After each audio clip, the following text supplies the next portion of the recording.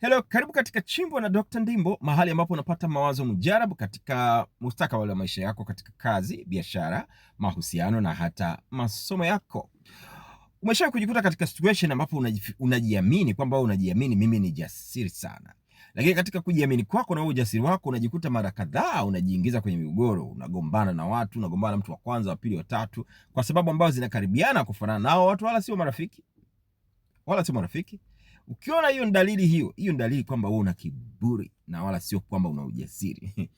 Leo nataka nikutofautishe kati ya kiburi na ujasiri, kwa sababu kuna mstari mwembamba, very thin line between kiburi na ujasiri. Kuna wakati unaweza kufikiri wewe ni jasiri, kumbe wewe una kiburi.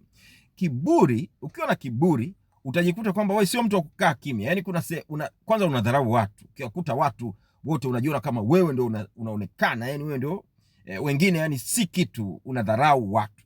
Dalili ya kwanza. Ya pili ni pale ambapo wewe usikilizi mawazo ya watu wengine. Usikilizi mawazo ya watu wengine, usikilizi, huonyeki. Yani hawakuonyi watu, hawakuonyi, hawakuelekezi, hawakupi mawazo mbadala. Ulicho nacho wewe basi ndio hicho.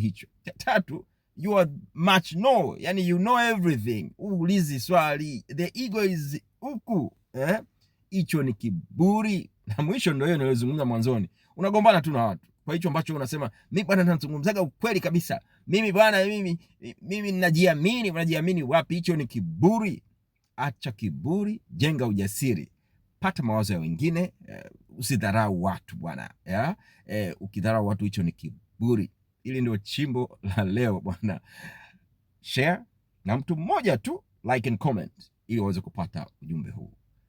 Hili ndio Chimbo Dr. Ndimbo. Tukutane kazini. See you at work.